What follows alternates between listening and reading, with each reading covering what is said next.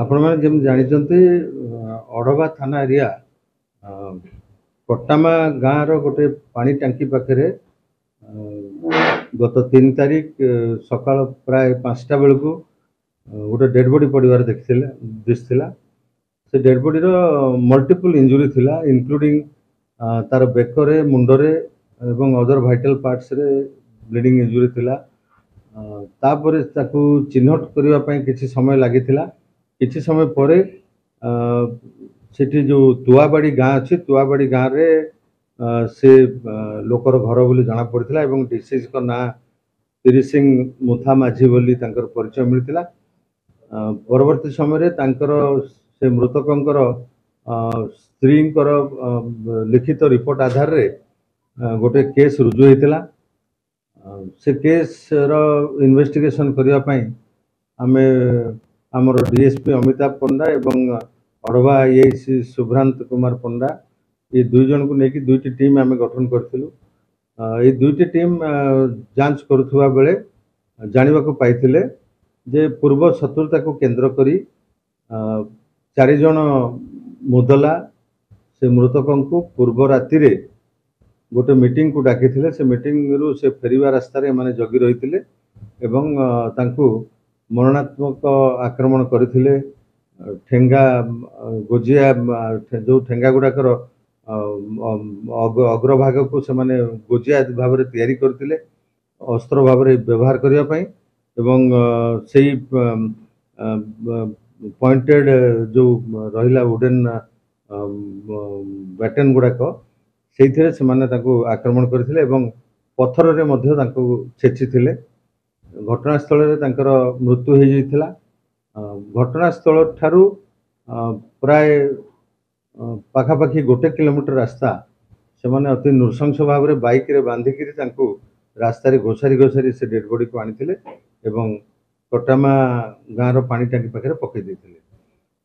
ତଦନ୍ତ ପରେ ଆମେ ଆଜି 4 ଜଣ ଆସାମୀକୁ ଗିରଫ କରିଛୁ।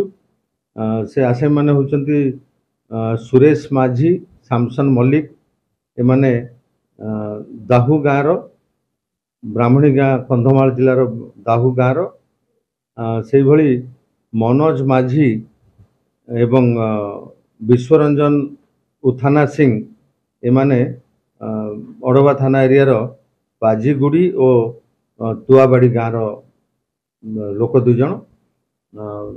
ଏଥିରେ ଆମେ ଜାଣିବାକୁ ପାଇଲୁ ତାଙ୍କର କିଛି ବର୍ଷ ତଳେ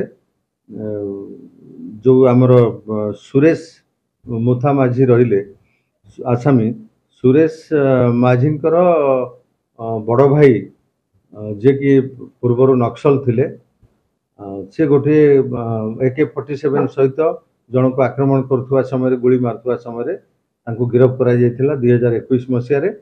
ସେ କୋର୍ଟ ଚାଲାଣ ହେଇଥିଲେ ଏବଂ ଅଦ୍ୟାବଧି ସେ ତାଙ୍କର କେସ୍ର ବିଚାରାଧୀନ ରହିଛି ଏବଂ ସେ ଜୁଡ଼ିସିଆଲ କଷ୍ଟଡିରେ ଅଛନ୍ତି। ହେବାର ଥିଲା, କୋର୍ଟରେ ଡେଟ୍ ଥିଲା ଏଇ 6 ତାରିଖ ଦିନ, ଆଉ ମାନେ ଆସନ୍ତା କାଲି ତାଙ୍କର ସାକ୍ଷ୍ୟ ଦେବାର ଥିଲା।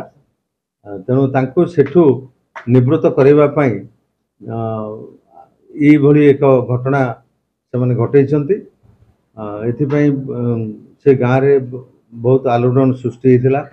ଲୋକମାନେ ସେମାନଙ୍କର ଭାବାବେଗ ପ୍ରକାଶ କରିଥିଲେ ଏବଂ ଖୁବ୍ ଶୀଘ୍ର ଆସାମୀକୁ ଗିରଫ ହେବ ବୋଲି ଆମେ ପ୍ରତିଶ୍ରୁତି ଦେଇଥିଲୁ। ସେଇ ହିସାବରେ ଆମେ 24 ଘଣ୍ଟା ନ ପୂର୍ବରୁ ଆସାମୀ 4 ଜଣଙ୍କୁ ଯେଉଁମାନେ ସମ୍ପୃକ୍ତ ଥିଲେ ସମସ୍ତ 4 ଜଣ ଯାକୁ ଗିରଫ କରିଛୁ। ଆଜି ତାଙ୍କୁ ଗିରଫ କରାହେଇଛି, ଆସନ୍ତାକାଲି ସେମାନଙ୍କୁ କୋର୍ଟ ଚାଲାଣ କରାଯିବ। ସେ ବାବଦରେ ତଦନ୍ତ ଚାଲିଛି। ଏମାନଙ୍କର କ୍ୟାରେକ୍ଟର ଆଣ୍ଟିସିଡେଣ୍ଟ ଆମେ ଭେରିଫାଇ କରୁଛୁ। ଅଡ଼ବା ଥାନା ବା ପାଖାଆଖ କୌଣସି ଥାନାରେ ସେମାନଙ୍କ ନାଁରେ କ'ଣ ମକଦ୍ଦମା ରହିଛି ଏବଂ ସେମାନେ ଆଗରୁ କି ପ୍ରକାର ଅପରାଧିକ କାର୍ଯ୍ୟକଳାପ କରିଛନ୍ତି କି ନାହିଁ ସେ ବାବଦରେ ଆମର ତଦନ୍ତ ଜାରି ରହିଛି। ଏଥିରେ ଯେଉଁ ମୃତକଙ୍କର ବାଇକ୍କୁ ସେମାନେ ଫିଙ୍ଗି ଦେଇଥିଲେ ତାକୁ ଜବତ କରିଛୁ। ତାଙ୍କର ମୋବାଇଲ ଫୋନ୍ ସହିତ ଆସାମୀ 4 ଜଣଙ୍କର ମୋବାଇଲ ଫୋନ୍ ମଧ୍ୟ ଜବତ ହେଇଛି। ଏହା ବ୍ୟତୀତ 3ଟି ଯେଉଁ ଠେଙ୍ଗା, ଯେଉଁଟା ତାର ଅଗ୍ରଭାଗକୁ ଗୋଜିଆ କରାହେଇଛି, ପଏଣ୍ଟେଡ୍ କରାହେଇଛି, ଯେଉଁଥିରେ ଆକ୍ରମଣ କରାହେଇଥିଲା ଏବଂ ଯେଉଁ ପଥର ତାଙ୍କୁ ଛେଚିଥିଲେ ସେଥିରେ ଯଥେଷ୍ଟ ପ୍ରାମାଣିକ ତଥ୍ୟ ଅଛି, ଫିଜିକାଲ ଏଭିଡେନ୍ସ ରହିଛି, ସେଥିରେ ବ୍ଲଡ ଷ୍ଟେନ୍ ଅଛି ମୃତକଙ୍କର। ତାକୁ ଆସାମୀମାନଙ୍କର କହିବା ମୁତାବକ ଦେଖେଇବାରେ ଆମେ ତାକୁ ଜବତ କରିଛୁ। बाकी घटनास्थल रे साइंटिफिक टीम विजिट करथिले पुलिस डॉग को मध्य यूटिलाइज कराइथिला ए सबु व्यवहारिक जो व्यवस्था रही ताको आमे कार्य लगेइथिलु एवं जहाँ एविडेंस मिली सफिशिएंट एविडेंस अच्छी आसंता काली आमे ताको फॉरवर्ड करू।